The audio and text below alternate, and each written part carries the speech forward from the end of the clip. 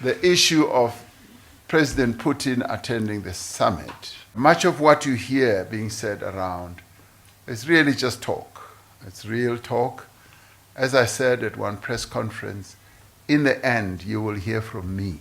Will Putin come to South Africa for BRICS summit in August? With everything that has been going on, what measure did the government of South Africa are trying to apply so far in order for them to welcome Vladimir Putin? Well, a lot has been said already. Since his arrest warrant launched by the ICC, the government of South Africa, they've been getting a lot of pressure from the International Criminal Court, the ICC, the NATO country, US with its alliance. Yesterday, it was about time for President Ramaphosa to get to respond back to all these rumors that has been going on. In his press conference with the President of Portugal, President Ramaphosa had to answer to the question which was asked to him about Vladimir Putin if he will arrive in South Africa or not. So the journalist had to ask him about what has been said by the Secretary General Fikile Mbalula on Putin's arriving in South Africa. Then Mr. President decided to respond by saying this. As regards what the Secretary General said, maybe you should go and ask him. The last time one of you tricked me. The issue of President Putin attending the summit, the BRICS summit, as I've said, is being discussed in the light of the International Criminal Court having issued a warrant for his arrest. So we, as South Africa being the host, obviously we have to discuss this and come up with a clear position. Much of what you hear being said around is really just talk. It's real talk. As I said at one press conference, in the end, you will hear from me. I will be the one who will say, this is what is going to happen. You point to your watch. In politics, time is something that is lengthened quite often. So you will hear from me, my good friend, and we will be able to announce precisely what is going to happen with regard to the BRICS summit. So guys, a lot is being said about Vladimir Putin coming to attend this BRICS summit in South Africa. A lot of pressure, people get to talk. We even get to see some of the opposition political party decided to go to the court so that the court will interdict the government to not welcome Vladimir Putin. There are so many of them, they went to the court.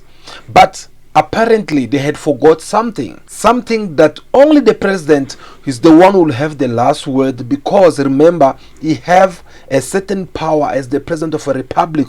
This power, it was given to him by the constitution. Therefore, people can say whatever they want to say, but at the end of the day, he's the one who have to come and decide it. And that is what the president did in this press conference, because he had to remind people that at the end of the day, he's the one who have to decide.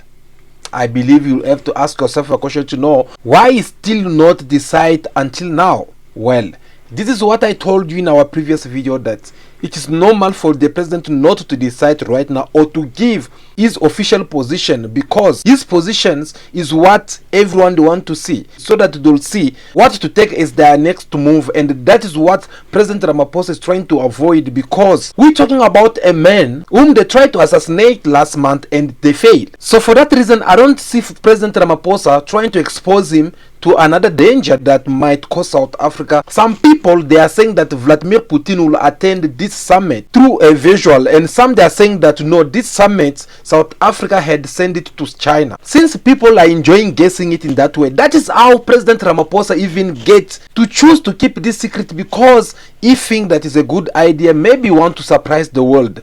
We shall wait and see. But another person who says something very important. Former President Kgalema Motlanthe called on South Africa to tell them that they should wake up and not sleep on the coming of Vladimir Putin in South Africa, because of the signature that South Africa had put on the ICC papers. It had caught us. Well, I don't think he will arrive at all. Yeah, I just think this, too much hot air about it. The reality is that the Rome Statute was domesticated, so it's our own law. and we've had experience already. So I don't think, we want to get ourselves into that kind of pickle there. So let's not go into that kind of speculation. He won't come. After 1 year of conflict in Ukraine, no one is winning, whether it is Russia, whether it is NATO. Forget about Ukraine. Ukraine, it's just a small battlefield that the USA with its alliance, they had choose to come and fight Russia. And we all know that is what this war is all about. So no one is winning, and people of Ukraine, they end up becoming victims from all this. But guys, what is Africans' position in all this? Obviously, Africa continent, Africa leaders, they had decided to remain neutral in all this. But there's also more pressures whereby the US with its alliance, they've been trying by all means to force Africa to turn their backs against Russia. And Africans with Africa leaders, they don't want to do so. So therefore, African leaders, they sat down to come up with an idea or a solution, saying that this idea is something that's going to expose the US with its alliance, because this is the same strategy South Africa have tried from the beginning of this war. South Africa, they did not only remain neutral in all this. Instead, they were kind of like trying to negotiate, bringing up the solution, trying to suggest what can be done in this conflict. But unfortunately, NATO country, they never wanted to consider what South Africa was giving as a solution. Now South Africa took the same idea to give it to this committee of African leaders who have to go and negotiate with the Ukraine government and the Russia government and see who's going to be ready, to see who's willing to work together in order to find peace. On June the 5th, there were an African meeting which the 6 African leaders who have been chosen by Africa Union to go and represent the Africa continent in this meeting that will take place between Russia and Ukraine. President Ramaphosa was part of this 6 head of the state, and here's what was discussed in this meeting. The discussions that took place amongst a number of heads of state on the continent have been discussions that have been going on for quite a long time. These African heads of states have been involved in discussing the initiative of peacemaking over a number of months. Yesterday, we met and confirmed that we now are at a stage where we are going to visit Kyiv and Moscow. And our mission is a peace mission, really, and we want to dub it as the road to peace. The first thing that we discussed amongst ourselves is that we want to listen to both sides. They need to outline to us their own perspective on the war, as well as what are their minimum requirements for bringing the conflict to an end. So clearly they will explain where they are themselves, and we will be there to listen. Because it's important when you make an intervention for peacemaking that you should listen where the parties are coming from and where they are, and also where they want to go. And having done so, we will be able to give own perspective as Africans in terms of how we see this war having an impact on Africa in relation to food prices and grain prices and fuel, as well as the impact it is having on Europe and the rest of the world, because it has become a rather global type of conflict. And it is in that context that we will say we desire, and everyone desires, that there should be peace.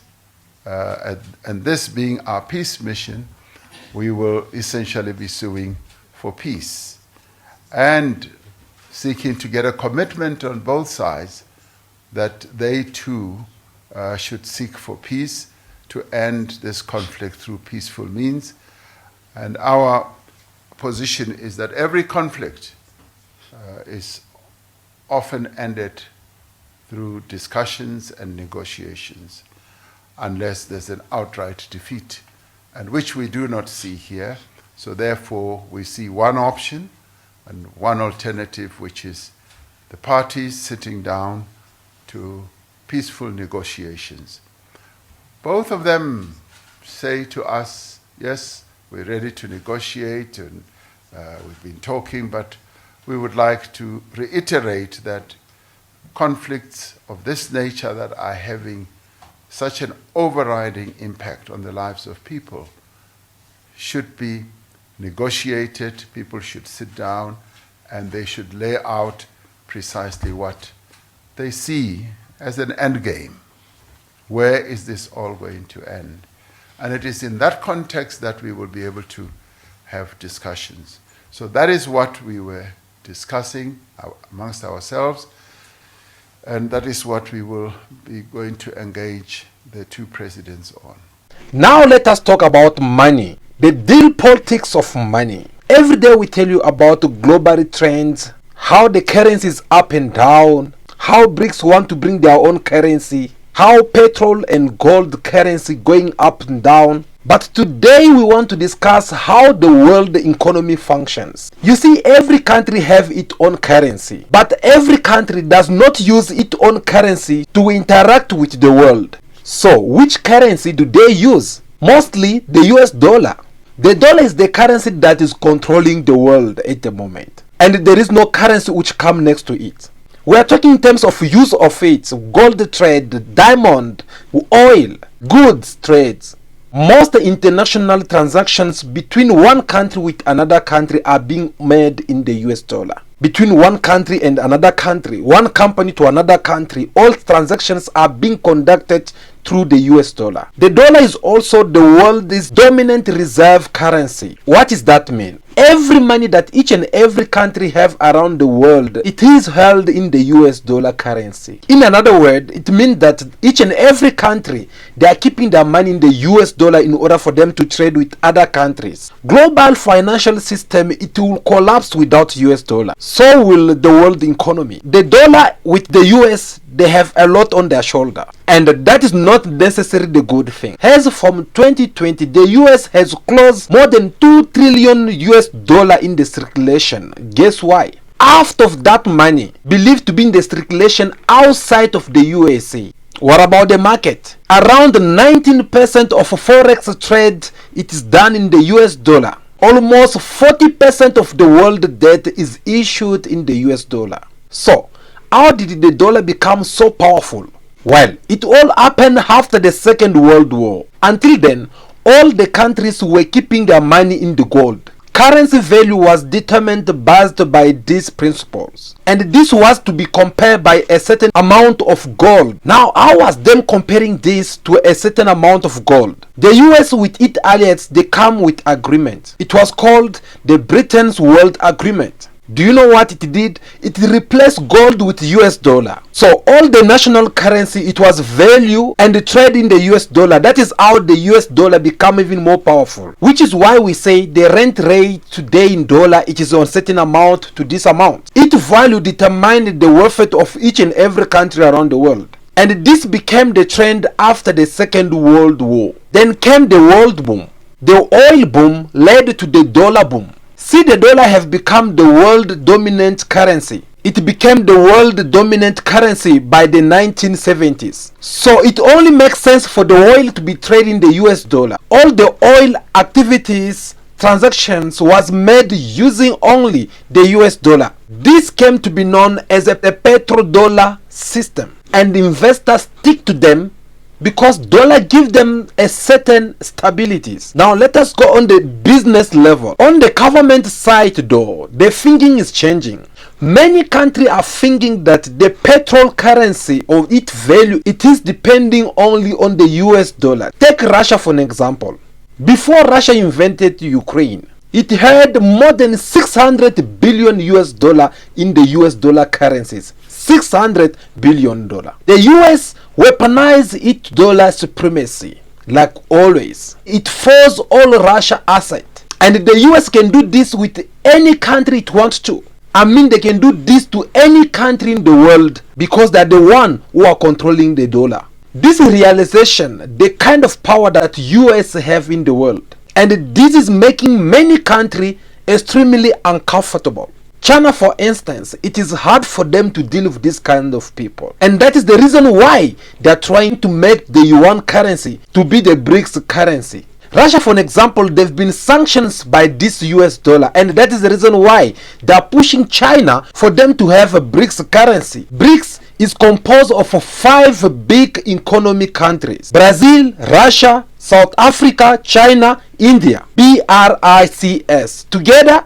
BRICS have 24% shares in the global economy, and they represent 40% of the world population. If they do come with a common currency, BRICS currency, this will be a serious challenge to the US dollar. And the dollar is not the only one. Let us talk about euros, the official currency of the 20 Europe nations that form the Eurozones because they use euros. This region have 340 million people. Euros, it is a currency with a high value in the world. Here comes Japan yen. Japan yen is the world's biggest trade currency, without forgetting the pound, which is the world's currency but is still in use. Next, it is the Chinese yuan. China wants yuan to be used as the world currency world too, and this is already start taking place in countries such as Russia, Sri Lanka, Japan, Vietnam, and many more countries in the Asia continent. So China had pushed US dollar out of its circle. Portugal in agreement too, so they allow to trade straight away in yuan. According to the report, it says that China is trying to do the same thing with Saudi Arabia, and this will be a very big deal, trust me. China agreed to use Indian rupees for all its trade. India and Russia also took a big step, and this will be used for the first time for India to trade with Russia in Russia currency. I can go on with this list with many countries, so you can see that the world is changing. And there is no country out there which want to trade only in one currency. Yes, there is no a country which want to trade at the mercy of one currency, which is the US dollar. The end of the US dollar, it is here. Now the question to ask ourselves is, what are the position of Africans? What is the position of Africa continent? What is the plan of Africans? For how long will Africans have to continue trading with this US dollar? As I just mentioned, all the small countries around the world, they are positioning themselves and get to see whom they would like to trade with. What about Africa? Africa, what are we still waiting to have our own currency? Africa, what are we still waiting in order for us to be united and come up with one idea that will make our currency become even the world #1 to trade with? These are the questions that each and every African should have considered. These are the things that we should sit down and try to have a debate over it. Instead, what is happening? People are being distracted. Africans who are being distracted by things that does not even unite us. We are being distracted by the things that does not even benefit us, even our future generation. We keep on cultivating hatred of one another. We keep on destroying each other. We keep on entertaining corruptions. And this is supposed to be the right time when we supposed to be doing what is right, when we supposed to be united and come up with one Africa currency that will make Africa to become even more stronger. If you take a look at all these world most powerful countries such as America, Russia, China, Europe countries, UK, France, all of them, they are fighting for Africa because they know that whatsoever they are planning to do, they're never going to succeed without the help of Africa. They're never going to achieve their mission without having Africa by their side. Now Africans, instead of us waking up, opening up our eyes to understand that we can also do it. If these people can do it for their people, us also we can do it for ourselves. We don't want to focus on such things. My people, we need to wake up. We need to understand that this is the time for us to stand firm and make sure that we do what is right. First, by start coming up with that love of Africa, love of one another. Secondly, by coming with a Africa continent currency, one currency which will be used all over Africa. Thirdly, by coming up with one African language, not this English, French or Portuguese, because these are not our languages. If we can manage, if we can succeed to have these three things, I'm telling you, no one will ever play again with Africa. No one will play with us. And the day we'll do this, that will be the day we'll have our true freedom. The US dollar is going down. The world need a new currency.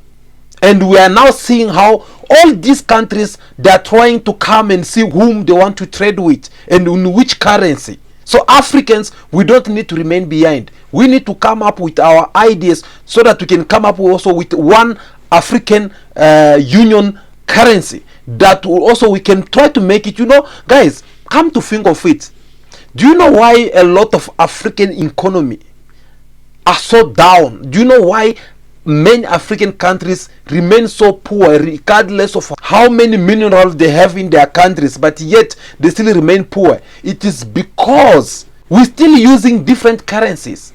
Take Zimbabwe for an example, where you find someone who's a millionaire. You take that millions, you go in your country, you try to balance it, you find yourself that you don't even have 1,000. So this have to stop, and we need to come up with something that will help us to become even more stronger in the world. I hope this message was loud and clear to you. I hope you have learned something important in this video. Thank you so much for watching. This is what we do on this channel. We educate, we encourage each other, we try to show each other the truth. And these are the things that you're never gonna see it on the TV. Yes, not even in the media, that they'll get the courage to tell you what we're telling you here. With our broken English, at least we are trying to pass the message. So it is up to you to take it or leave it. But as an African child, you need to take it because you don't have choice. Because we all want one Africa to have a one currency that will be strong, so that we can stop these people from coming to use Africa each and every time. Where you get to see one country, just because of their currency, they get to manipulate people around the world. They get to discipline and sanction people even when they are wrong, but just because they know that they are the one who have the US dollar, and they do whatever they want to do. They sanction you. See what that they did to Zimbabwe. See what they're doing to they're about to do to Uganda. So this have to stop once for all. And many countries out there in the world, they have understood that they don't need to depend on one currency, which is the US dollar. So Africa, we don't need to wait for BRICS to come with their currency so that we'll join it, or we don't need to wait for China with the yuan, or Russia with their currency, or whatsoever could be the country out there. We need to come up with our currency. Please guys, this is about time we do this once for all. You know, sometimes it hurts me when you get to see all the Western Africa country. I'm referring to those French countries, Burkina Faso, Cameroon, Gabon, Senegal, Chad, Guinea-Bissau, and Ivory Coast. They're still using the currency of the countries which had colonized them in these 21st centuries. Guys, no, that have to stop. And this can stop only if we come up together as Africans and try to do what is right.